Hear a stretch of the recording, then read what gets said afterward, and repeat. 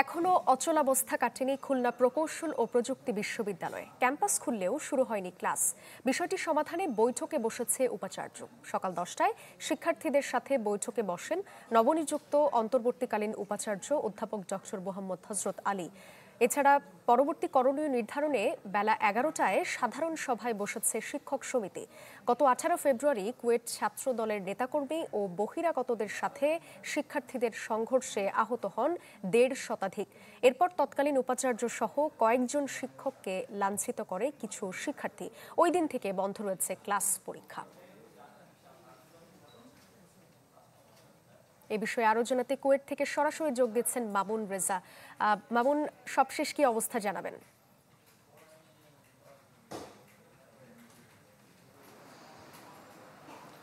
সাদিয়া, খুলনা প্রকৌশল ও প্রযুক্তি বিশ্ববিদ্যালয়ে গত 2 দিন ধরে ক্লাস বন্ধ রয়েছে। ক্যাম্পাস খুললেও শিক্ষকরা ক্লাসে যাচ্ছেন না, সে কারণে শিক্ষার্থীরাও যাচ্ছেন না।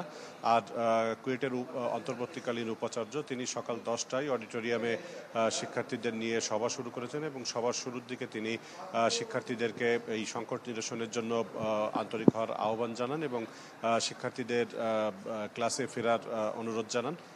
সেই সঙ্গে শিক্ষার্থীরাও তাদের বিভিন্ন দাবি এবং গত 18 ফেব্রুয়ারি যে সংঘর্ষ হয়েছিল তার পরবর্তীতে পর্যন্ত যেসব ঘটনা ঘটেছে সেগুলো উপাচার্যের কাছে তুলে ধরেছেন।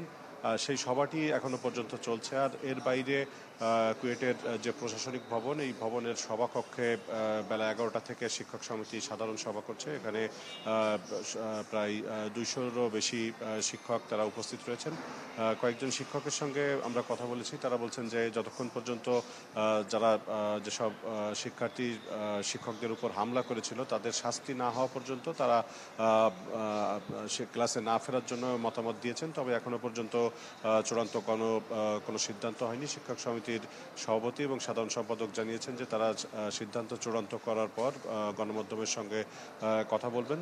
সব মিলিয়ে কুয়েট ক্যাম্পাস খুললেও এখনো পরিস্থিতি স্বাভাবিক হয়নি। কবে থেকে ক্লাস শুরু হবে সে বিষয়টি এখনো পর্যন্ত অনিশ্চিত রয়েছে। সাদিয়া। মামুন, ধন্যবাদ আপনাকে। আমাদের সঙ্গে যুক্ত হয়েছিলেন সহকর্মী মামুন রেজা।